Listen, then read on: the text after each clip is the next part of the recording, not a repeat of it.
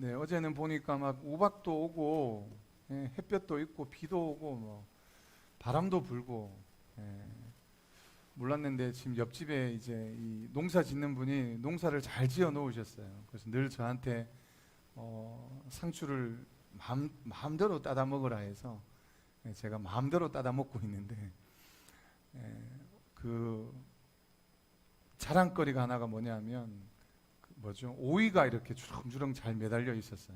그런데 어제 태풍인지 바람인지 그 바람에 무너지고 나서 어찌나 그분이 가슴 아파하시든지. 예, 요즘에 날씨가 이렇게 변덕스럽습니다. 오늘도 뭐 3시, 4시에 비가 온다는 이야기가 있던데요. 비 소식 잘 아시고 또 오고 가는 길에 어려움 당하지 않으시기를 바라겠습니다. 오늘 우리가 읽었던 이 본문의 말씀을 가지고 새롭게 만난 사람이라는 제목으로 함께 하나님의 말씀의 은혜를 나누도록 하겠습니다. 꽤 오래전의 이야기인데요. 꽤 오래전은 아니고, 예, 그래도 한 작년쯤에 일어났던 일 같습니다. 제가 설교 내용 중에 어려운 이웃을 그냥 지나치지 말고 우리가 그분들을 잘 섬기고, 예, 또 우리가 도와야 된다, 이런 설교를, 비슷한 설교를 했던 것 같아요. 그런데 공교롭게도 그날 저녁에, 예, 교회로 전화가 한 통 걸려옵니다. 물론 이제 전화가 제 전화번호로 이렇게 연결이 되어 있으니까 교회 번호로 이제 전화 한 통이 걸려온 거예요. 어디서 왔냐 하니까 경기도에 사는 어떤 분이 저한테 연락이 와서 이렇게 이야기하는 겁니다. 혹시 도학장교회 목사님이시죠? 물론 이전에도 여러 번 그런 비슷한 연락과 전화를 받긴 했지만 설교를 하고 난 그날 저녁인 터라, 네, 이분이 전화가 와서 이제 심상찮은 거예요. 내용인즉슨 뭐냐면 제가 일을 하다가 일을 잘렸다는 거예요. 이 코로나 때문에 일이 잘려가지고 지금 애들을 밥을 사 먹여야 되는데 밥도 사 먹일 돈이 없다, 막 이러시는 거예요. 그래서 사실 제 마음에 이런 사기꾼 같으니 이런 생각들이 막 불같이 일어났어요. 네, 이런 전화를 한 번 받은 게 아니고 여러 번 제가 받아봤기 때문에 제가 누차 한번 이야기한 적이 있습니다. 어떤 분은 우리 교회에 오셔가지고, 예, 그냥 돈으로 안 되니까 집에 있는 기저귀를 어디서 났는지 기저귀를 들고 오셔가지고, 예, 지금 직장에 취업을 하지 못해가지고 기저귀만 좀 돈으로 좀 사달라고 막 이렇게 하시는 분이 있으시더라고요. 제가 교회도 열심히 출석하겠습니다. 대부분 그렇게 이렇게 레파토리가 있으세요. 교회 열심히 출석하겠습니다. 조금만 이번 한 번만 도와주시면, 뭐 이런 이야기예요. 그런데 그때도 마찬가지였습니다. 전화로 들려오는 그 목소리도 그와 다르지 않았습니다. 목사님, 제가 정말 신앙생활도 열심히 하고 잘 사는 사람인데 지금 코로나로 인하여서 먹을 게 집에 없습니다. 그래서 저는 며칠을 굶어도 괜찮은데 우리 애는 어떡하겠습니까? 이제 막 중학생이 된 제 아들, 마음껏 먹을 걸 사주고 싶은데 돈이 없어서 먹을 걸 사주지 못한다는 거예요. 그래서 한두 끼만이라도 먹을 수 있는 돈을 좀 달라는 거예요. 이 사기성이 좀 짙었고, 그리고 저한테만 전화한 게 아니고 얼마나 많은 목회자들에게, 많은 교회들에게 전화를 했는지 이 가늠이 가지만 그래도 어떡하겠습니까? 제가 검증할 수 있는 방법이 없잖아요. 지금 영상통화로 당신의 집을 보여주십시오, 굶고 있는 아이를 한번 비춰주십시오, 이럴 수가 없잖아요, 제가. 그래가지고 어떡하겠습니까? 계좌번호를 가르쳐 주십시오. 그러니까 그분이, 제가 말도 하지 않았어요. 제가 돈을 보내드리면 그 돈 꼭 갚으십시오, 제가 말 못하잖아요. 그런데 그분이 이렇게 얘기하는 거예요. 목사님, 제가 돈 벌어가지고 꼭 이 돈 갚겠습니다. 꼭 번호로 보내드리겠습니다. 계좌번호는 절대 묻지 않으시던데요. 어쨌든 꼭 보내주시겠다고 그렇게 신신당부를 하더라고요. 그래서 계좌번호가 왔습니다. 그런데 제가 잠깐 기다려봤어요. 네, 잠깐 기다려봤어요. 이제 자기의 낚시질에 제가 걸린 거잖아요, 어떻게 보면. 그래서 이제 계좌번호를 보내주니까 금방 돈이 올 거라 생각했는데 돈을 안 보냈어요. 그러니까 다시 연락이 왔더라고요. 목사님, 지금 뭐 무슨 바쁜 일 있으세요? 라고 막 물으면서 빨리 돈 보내달라고. 그래가지고 제가 돈 일부를, 얼마를 보내준 적이 있습니다. 몇 주가 지나서 연락이 왔을까요? 안 왔을까요? 연락이 오지 않았습니다. 제가 그래서 당한 거는 괜찮은데, 당한 거는 뭐 물론 그 돈 가지고 자녀들과 맛있는 거 사 먹었겠죠. 당한 거는 괜찮은데 제 안에 어떤 마음이 들었냐면 진짜 갚으려고 하는 마음이 있었을까. 그래서 전화를 했어요. 띠띠띠띠 전화를 해서 전화를 걸었는데 전화를 받지를 않습니다. 몇 번을 전화를 걸었는데 안 받는 거예요. 그래서 혼자 어떤 생각이 들었냐면 이 사람 참 전화라도 받아서 그때 목사님 고맙다고 하든지 뭐라고 하든지라고 한마디 했으면 하는 마음이 있었는데 어쨌든 그렇게 하지 않더라고요. 조금 전에도 말씀드렸던 것처럼 어떤 사람은 분유값이 없다고 전화하는 사람들도 있고요. 지방에서 어떻게 일하게 되다가 지방에서 일을 하다가 갑자기 또 월급 몇 달째 월급도 못 받고 돈도 한 푼 없이 쫓겨나가지고 버스를 타야 되는데 버스비가 없어서 또 교회로 연락이 온 거예요. 버스비가 없어서 버스비만 좀 보내주십시오. 이런 분들도 계시고요. 참 각계각상의 다양한 모습들로 그렇게 저한테 요청하고 요구하는 사람들이 많이 있었습니다. 그런데 그럴 때마다 사실은 목사로서 뭐 분별함이 필요하겠죠. 어쩔 때 정말 이 사람을 도와야 할지 돕지 말아야 할지. 그래서 제가 서두에 말씀드렸던 것처럼 가난하고 힘든 사람을 도와라 했는데 그날 저녁에 검증할 수 없는 그 상황에서 목사가 이거 사기야. 이거 그냥 이 사람 그냥 빌붙어서 사는 거야. 순진한 목사들을 대상으로 사기치고 사는 거야. 이렇게만 치부해 버릴 수가 없었던 것이죠. 어려운 상황에 힘든 상황에 놓였던 사람들이라 생각하면서 도왔던 기억이 있습니다. 그런데 제가 어렸을 때부터 들었던 이야기가 뭐냐 하면 너무 그런 사람들을 없는 사람들을 도와주지 말라. 예를 들면 그런 거죠. 제가 대구 살 때 늘 그 서문시장에 올라가다 보면 돈을 구걸하는 분이 계셨는데 돈을 주면 부모님들도 그렇고 어떤 목사님들도 그렇고 주지 말라고 그런 분들이 많이 계셨습니다.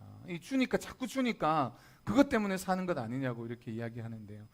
오늘 본문으로 들어가면 오늘 본문에 그와 비슷한 인생이 등장합니다. 성전 미문에서 구걸하는 사람들이 미문은 아름다운 문입니다. 아름다운 문. 이 문을 아름답게 치장해 놓고 거기에 금으로 여러 가지 모양으로 아름답게 치장해 놓은 문이 있는데요. 그 문 앞에 서서 날마다 구걸하는 사람이 있었습니다. 그리고 그 사람은 구걸할 뿐만 아니라 실제로 걸어갈 수도 없었던 사람이라서 오늘 2절 말씀에 그렇게 이야기하고 있습니다. 2절에 혼자서의 힘으로 할 수 없어서 뭐라고 말하냐면 나면서 못 걷게 된 이는 이를 사람들이 메고 오니 이는 성전에 들어가는 사람들에게 구걸하기 위하여 메고 들어왔다고 이야기하는데요. 거의 40년 동안 그 성전 앞에서 늘 그와 더불어서 많은 성전에 오고 가는 사람들에게 도움을 받고 구걸하면서 살았던 사람인 것이죠. 오늘 이 본문의 말씀은 그 구걸했던 사람, 구걸하면서 연명하며 살았던 그 사람의 인생이 어떻게 변화되는지 오늘 짧은 말씀이지만 어떻게 변화되고 어떤 인생을 살아가는지 우리에게 소개하고 있습니다. 그런데 오늘 그 짧은 상황들을 제가 잠깐 설명하면 이런 겁니다. 오후 3시에 그러니까 유대인들은 관습에 따라서 하루에 3번씩 늘 기도하는 시간이 있습니다. 우리가 잘 아는 다니엘도 그렇죠. 하루에 기도하는 시간이 되면 그 예루살렘을 향하여서 창을 열고 기도하는 것이 금지되었음에도 불구하고 다니엘이 그렇게 기도했던 사람이지 않겠습니까? 유대인들은 늘 하루에 3번씩 그렇게 기도했습니다. 그런데 오늘 이 예수님의 제자인 베드로와 요한도 그렇게 오후 3시의 마지막 기도 시간인데요. 그 미문을 통해서 성전에 올라가고 있었던 상황이었던 것 같습니다. 그런데 나면서부터 걷지 못하고 구걸하는 그 한 사람을 성전 미문에 앉아서 성전에 오가는 사람들에게 적선을 기대하면서 사는 그 사람을 만나게 된 것이죠. 그리고 베드로와 요한이 이렇게 서로 눈이 마주치는 적선을 통해서 사는 사람과 눈이 마주치는 그런 상황을 오늘 성경은 재현하고 있습니다. 그런데 그때 베드로와 요한이 짠 것처럼 오늘 성경에서 이야기하는데요. 6절 말씀 이렇게 말씀합니다. 베드로가 이르되 은과 금은 내게 없거니와 내게 있는 것으로 이것을 내게 주노니 나사렛 예수 그리스도의 이름으로 일어나 걸으라 하고 라고 말씀하고 있는데요. 그리고 난 다음에 오른손을 잡아 일으키니 발과 발목에 힘을 얻어서 걷고 뛰고 하나님을 찬양했다라는 이야기가 오늘 본문의 말씀의 줄거리고 핵심 내용입니다. 그런데 오늘 저는 이 짧은 이 말씀을 통해서 우리가 교훈으로 삼아야 하는 몇 가지 한번 살펴봤으면 좀 깊이 살펴봤으면 하는 것이 있는데요. 그것이 무엇이냐면 먼저는 베드로와 요한이 성전에 기도하러 올라갔다는 사실입니다. 여러분, 베드로와 요한이 물론 유대인들의 어떤 그런 율법에 따라서 그렇게 했을지 모르겠지만 그가 기도하러 올라갔을 때 일어난 사건이라는 것이죠. 우리가 정말로 기도할 때 오늘 이런 역사가, 이런 은혜의 상황들이 나타나게 될 줄로 믿습니다. 기도하지 않으면 어떠한 역사도 잘 나타나지 않지만 기도할 때 우리의 인생, 우리의 삶에 놀라운 변화가 찾아온다는 사실을 저와 여러분들이 기억하고 우리의 입술을 열어서 하나님 앞에 간구할 때, 기도할 때 여러분 오늘 이와 같은 하나님의 귀한 역사가 일어날 줄로 믿습니다. 그런데 기도할 때라고 이야기하니까 기도할 때 역사가 나타났다 하니까 그러면 그전에는 베드로와 요한이 기도하지 않았을까? 여전히 베드로와 요한은 늘 기도하는 사람이었으니까 늘 이곳의 성전에 올라갔던 사람이었을 것입니다. 그런데 이 구걸하던 사람을 처음 만났을까? 아니겠죠. 그 올라갈 때마다 그곳에서 구걸하던 사람을 늘 만났을 것입니다. 그 구걸하던 사람은 늘 그 자리에 머물러서 늘 성전에 오가는 사람들에게 은잎 하나를 혹은 동전 하나를 기대하면서 살았던 인생이 그의 인생이었기 때문에 늘 기대하면서 늘 그를 바라보면서 사는 인생이 그였던 것이고 아마 몇 번이나 그와 만났던 적이 있었을 것입니다. 그런데 이전에는 이러한 모습 속에, 이러한 만남 속에 어떠한 변화도 어떠한 능력도 일어나지 않았는데요, 오늘 이 성경은 그것을 우리에게 제시하고 증거하고 있는데요, 이전의 상황이 어떠한 상황인지 조금 살펴봐야 합니다. 우리가 1장도 지금까지 말씀을 통해서 들었고 2장도 들었는데요, 어떤 일들이 일어났습니까? 초대교회 공동체, 예수님께서 승천하고 난 다음에 이 사람들이 마가의 다락방에 모여서 함께 성령 충만한 인생을 살았고, 사실은 2장 마지막 부분에 제가 설교하지 않았지만 이전에 설교한 바가 있기 때문에 서로 항상 떡을 떼고 또 있는 것도 같이 통용하고 살았던 이스라엘 공동체, 이 초대교회 공동체가 그렇게 살았던 것입니다. 늘 성령 충만한 채로 그들이 가지고 있는 걸 서로 나누고 서로 사랑하고 아껴주고 살았던 인생이 그의 인생이었던 것이죠. 늘 충만한 인생을 살았던 겁니다. 성령을 받고 나서 성령의 충만한 인생으로 살고 나니까 베드로와 요한의 인생에 들어오는 것이 달랐던 것입니다. 여러분, 이런 이야기, 이런 간증들을 많이 들어봤을 것입니다. 어느 날 뭐 기도원에 갔거나 수련을 갔거나 은혜 받았던 기억들을 이렇게 간증을 통해서 들으면 막 은혜 받고 큰 은혜가 임하고 성령의 충만함이 임하고 난 다음에 그런 간증을 하죠. 밖에 나와서 기도원을 나와서 혹은 수련 장소를 나와서 보는 꽃들도 다르고 흙도 다르고 나무도 다르고 다 다르게 보이더라. 이런 간증들을 한 번씩 전혀 못 들어보시고 못 본 것처럼 이렇게 앉아 계시는데 한 번씩 그런 간증을 듣지 않겠습니까? 이전에 봤던 똑같은 풀이고 이전에 봤던 똑같은 꽃이고 이전에 봤던 똑같은 나무인데도 불구하고 은혜 받고 성령 받고 오니까 그 꽃이, 그 나무가, 그 물들이 달라 보이더라는 것이죠. 오늘 베드로와 요한에게 보여졌던 그 앉아있는 걷지 못하고 남에게 다른 것을 기대하고 있었던 거지 같은 인생으로 살았던 그 사람이 그 전의 사람과 다르게 보였던 겁니다.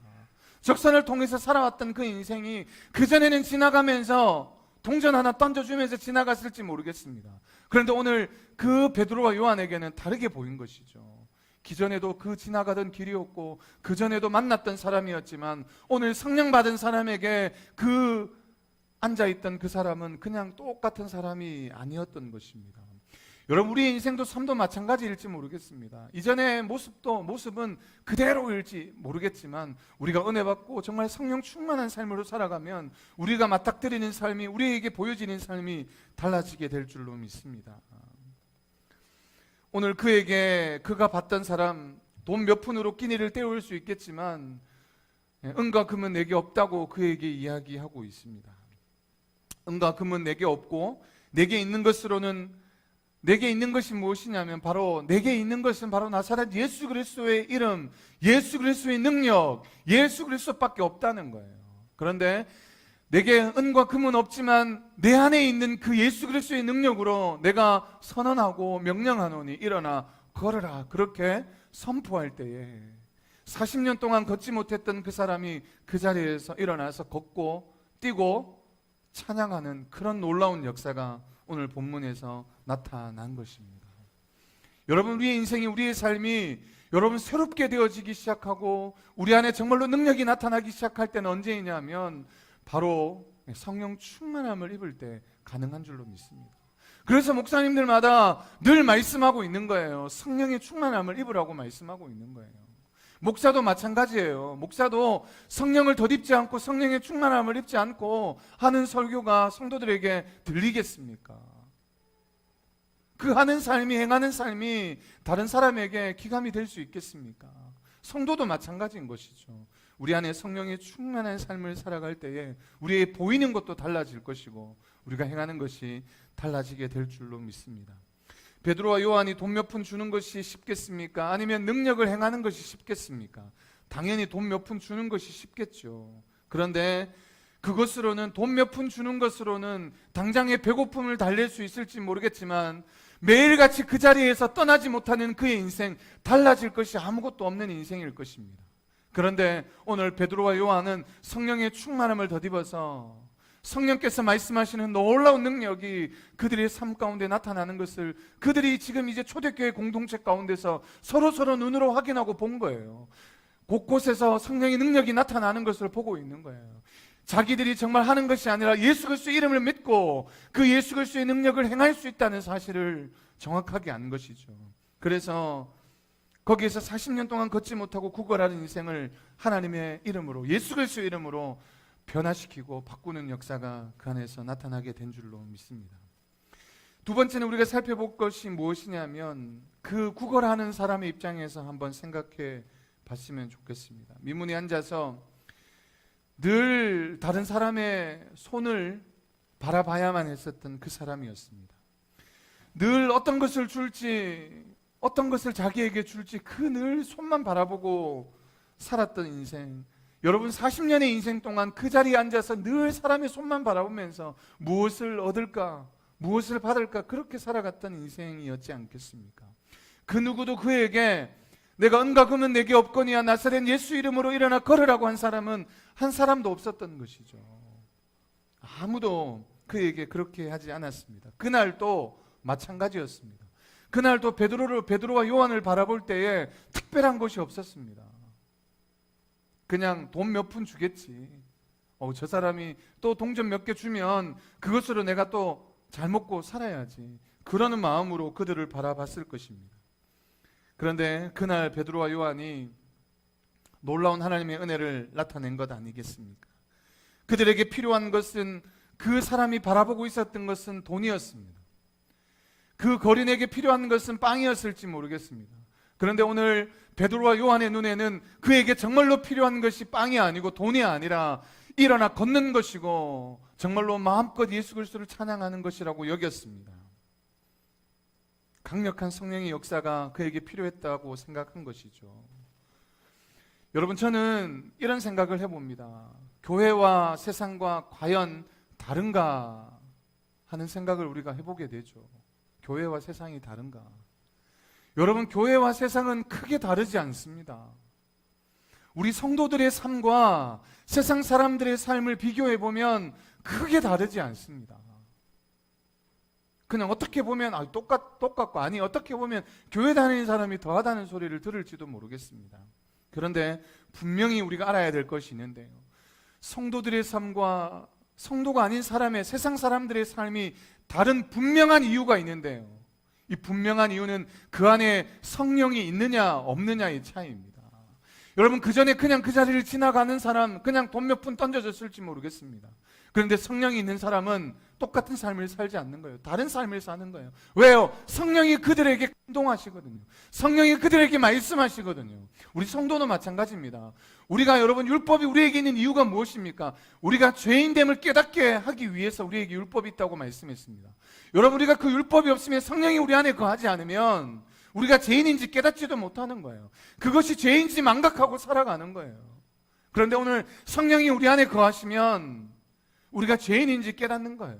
그래서 오늘도 우리가 주님 앞에 나갈 수밖에 없고, 주님 앞에 나가서 내가 엎드릴 수밖에 없는 거예요. 주님, 내가 죄인입니다.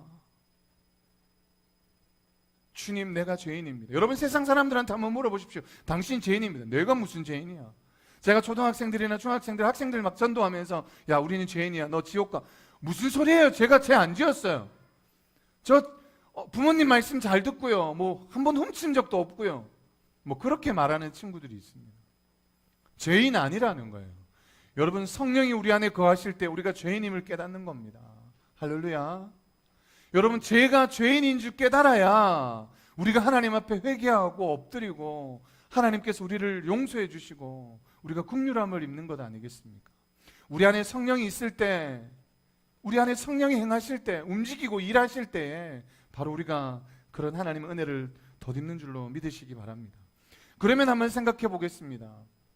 교회는 다니는데 세상 사람들과 별반 차이 없는 것처럼 살아가는 사람들, 그 사람 안에 정말로 성령의 역사가 있느냐 하는 것이죠. 우리 안에 그런 모습이 되지 않도록 더 하나님의 말씀으로, 기도로, 능력으로 채우셔야 될 줄로 믿습니다. 아멘. 기도로 채우셔야 될 줄로 믿습니다. 성령 충만한 사람이 되기 위하여서 오늘도 우리가 세상 사람들과 구별됨이 아무것도 차이가 없는 것처럼 느껴진다는 것은 우리 안에 성령이 역사하지 않는다는 거예요. 그렇다면 어떻게 해야 되겠습니까? 기도하고 엎드려야 되죠. 간구하고 그 말씀으로, 그 성령이 육신이 되어서 우리 안에 거하시도록, 말씀이 우리 안에 거하시도록 그 말씀으로 채우셔야 될 줄로 믿습니다. 오늘 성령께서 우리를 사로잡으실 수 있도록 우리의 삶을 내어드려야 합니다. 자, 그러면 한번 묻겠습니다. 성령이 우리 안에 거하시면은 우리가 성령에 덧입은 사람, 성령의 사람이 되는 것인데요, 반대로 우리가 성령이 우리 안에 거하지 않으시면 우리가 성령의 사람이 아닌 어떤 사람이 되냐 하면 그냥 평범한 사람이 되는 게 아니에요. 여러분, 그거 아십니까? 사울이 악령이 들어서, 자꾸 악한 영이 들어와서 다윗을 부릅니다. 수금을 잘 타는 다윗을 불러서 그 수금을 연주하면서 결국은 그 악한 영을 내쫓았던 것이죠. 제가 이야기하고 싶은 것은 성령이 우리 마음속에 거하시도록, 우리의 상황을, 우리의 삶을 성령이 거하시도록 내어드리고 성령 충만한 삶을 살아야 합니다. 그런데 반대로 성령 충만한 삶이 아니면 어떤 인생이냐면 악이 충만한 인생으로 살아가게 되는 거예요. 그냥 평범한 인생으로 사는 것이 아니고요, 우리가 성령에 의해서 우리가 말씀 가운데 사는 사람이 아니면 세상 사람들처럼 악에 의해서, 악한 영에 의해서 사로잡힐 수밖에 없다는 사실을 기억해야 합니다. 그래서 우리 아닌 것처럼, 우리는 그냥 보통 사람인 것처럼 이야기할지 모르겠지만 기억해야 될 것이 바로 성령에 충만한 사람, 성령에 붙들리고 성령에 사로잡히는 그런 사람이 되어야 될 줄로 믿습니다. 오늘 그렇기 위해서는 늘 우리가 주님 앞에 엎드릴 수밖에 없고요, 우리가 죄인인지 깨닫고 하나님 앞에 간구하는 인생이 될 수밖에 없다는 것입니다. 많은 시험과 어려움이 우리 가운데 찾아오지만 우리가 그것을 이길 수 있는 힘이 무엇이겠습니까? 바로 여기에 있는 것이죠. 앞에 서 있는 목사도 마찬가지입니다. 많은 어려움들이 찾아오고, 참 제가 여기까지 오면서 하나님, 저 목회 몇 년 더 해야 돼요, 뭐 이런 질문을 하나님 앞에 할 때가 참 많습니다. 제가 지금 23년, 나이는 많지 않지만 부교육자 20년, 지금 이제 개척하고 3년째 하고 있는데, 하나님, 저 몇 년 더 해야 하나님 저 목회 끝낼까요? 70세까지 저희 뭐 교단에서 허락하는 그런 나이는 이제 만 70세. 그러니까 우리 나이로 71살이죠. 71살까지 제가 하면 거진 한 50년 가까이 제가 목회를 해야 되니까 하나님, 저는 그렇게 못할 것 같습니다. 웬만하면 빨리 좀 끝낼 수 있도록 그렇게 하나님 앞에 기도하고 있는데, 왜 그렇게 이야기하겠습니까? 힘들 때마다, 어려울 때마다 참 이게 성령의 능력이 아니고서는 견딜 수 없기 때문이지 않겠습니까?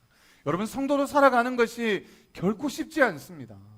오늘 이 지금 사도행전을 우리가 읽고 초대교회 공동체의 말씀을 듣고 있지만, 이 초대교회 공동체가 왜 여러분 같이 성령의 충만한 능력이 필요했냐 하면, 보통 능력을 덧입지 않고서는 믿음 가지고 살아갈 수 없기 때문입니다.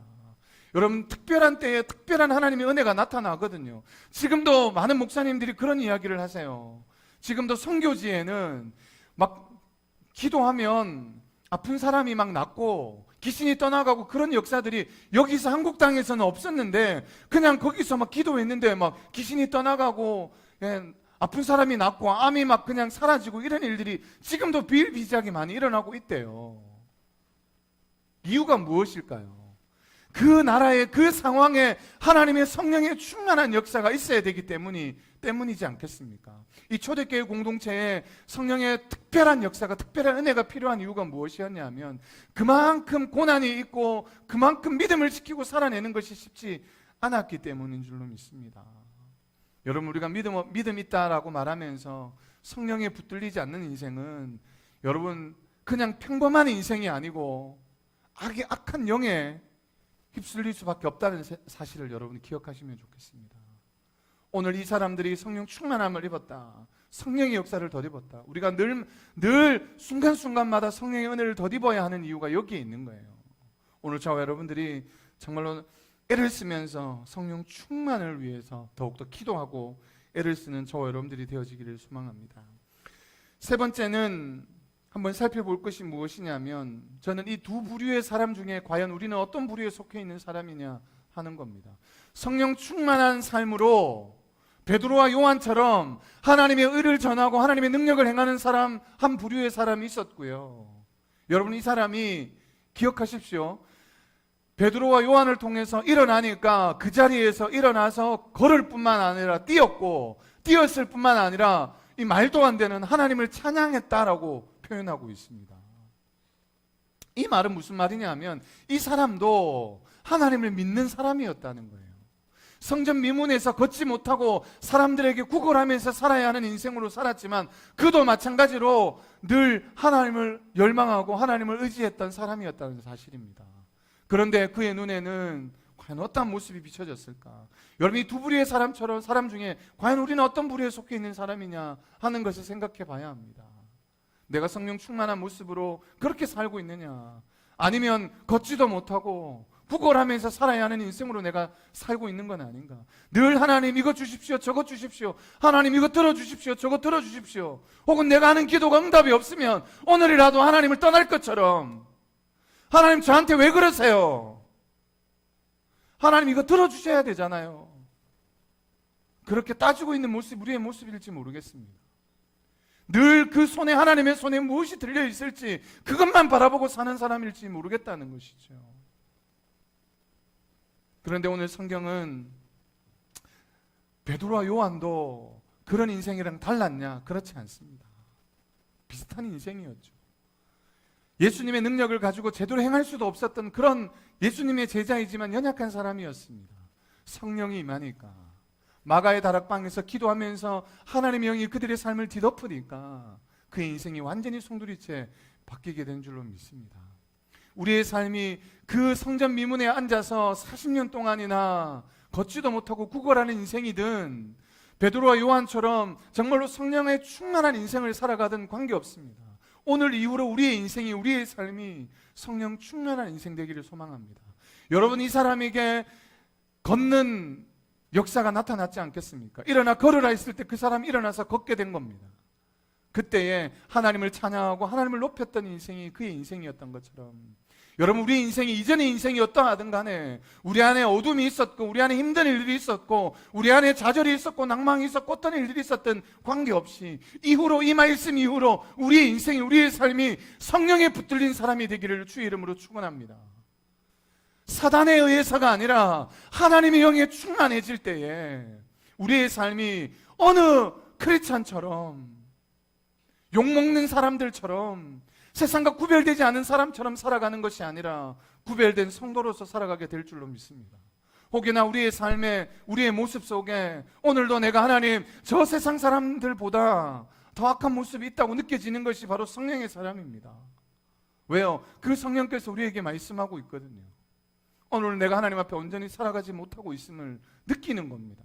내가 죄인인지 깨닫는 것이 바로 성령께서 우리에게 말씀하고 있기 때문인 것이죠. 우리가 한 걸음 한 걸음 걸어갈 때마다 늘 성령께서 우리에게 말씀해 주실 줄 믿습니다. 우리의 삶을 바꾸고, 그 성전 미문 앞에서 이 사람도 크리스찬이에요. 이 사람도 하나님을 믿었던 사람입니다. 그런데 마당만 밟았을 뿐이겠죠. 우리 인생이 마당만 밟는 인생이 아니라 정말로 성령의 충만한 은혜를 덧입어서 날마다 하나님이 베푸시는 그 기적의 역사를 경험할 수 있기를 소망합니다. 그래서 그들이 요구하는 것은 돈이고 그를 바라보면서 간절히 소원했던 것은 빵이었지만, 그러나 그 안에 하나님의 역사가 나타났던 것처럼 우리 안에 정말로 예수 그리스도의 그 충만한 은혜가 나타나기를 주의 이름으로 축복합니다. 요즘에 저희가 이렇게 전도를 하러 가지 않겠습니까? 가면서 늘 들고 가는 것이 건빵인데요, 건빵을 들고 가면서 그런 생각을 합니다. 이 건빵 하나 먹는 게 그 사람들에게 무슨 대단한 뭐 전도고 능력이겠냐, 이런 생각을 가지면서 나가지만, 그러나 제 안에 이런 마음으로 기도하고 나갑니다. 하나님, 이 별것 아닌 건빵이지만 기도하는 건빵은 달라야 되지 않겠습니까? 기도하며 나갑니다. 이 건빵 먹다가 예수가 생각나게 해주시고, 건빵 먹다가 하나님을 만날 수 있는 은혜가 있게 하여 달라고, 거기에 도학장교회 스티커 붙여놓고 그러고 나가는 것 아니겠습니까? 우리가 정말 하나님의 의를, 하나님의 능력을 함께 전하며 나갈 수 있는 저와 여러분들 되어지기를 소망합니다. 부족하지만, 연약하지만 날마다 그 성령의 충만함을 덧입으셔서 하나님 행하시는 그 기적의 역사를 경험할 수 있기를 원하고요, 단순하게 그 사람들에게 빵이 아니라, 그 사람에게 떡이 아니라 정말로 생명의 능력이 그 사람들에게 일어나기를 원하는 마음이 저와 여러분들에게 있기를 소망합니다. 그래서 만나는 이들에게 예수 그리스도를 자랑하고 예수 그리스도를 증거하고, 가는 곳마다 그리스도의 능력이 나타날 수 있기를 주의 이름으로 축복하는 것이죠. 인도에 있었던 이야기인데요, 이야기만 하고 마치겠습니다. 한 미국인 선교사가 거리에서 소경을 만난 거예요. 이 시각장애인을 만난 겁니다. 그런데 이 선교사님이 예전에 그 의학을 좀 공부했던 분이라서 눈을 자세히 살펴보니까 의학적으로 수술을 하게 되면 충분히 그 눈이 보일 수 있게 될 것 같은 거예요. 그래서 이 선교사님이 그 앞을 보지 못하는 그 시각장애인에게 이렇게 이야기합니다. 내가 수술 비용까지 다 대어줄 테니까 수술을 한번 해보자고 그렇게 권유합니다. 그런데 그 소경은 한참을 망설이더니만 이렇게 묻습니다. 선교사님, 눈을 뜬 후에는 국어를 계속 할 수 있을까요? 이렇게 묻는 겁니다. 그래서 선교사님이, 아니, 눈을 뜨면 국어를 할 필요가 없지요. 당신은 밝은 세상을 보면서 일할 수 있고 더 잘 살 수 있게 될 것입니다. 이렇게 대답을 해 주었습니다. 그런데 그 소경은 머뭇거리지도 않고 대답합니다. 제가 할 수 있는 거 국어밖에 없는데 국어를 할 수 없다면 저는 눈을 뜨지 않겠습니다. 그렇게 이야기했다는 거예요. 물론 누가 지어낸 이야기일지 모르겠습니다.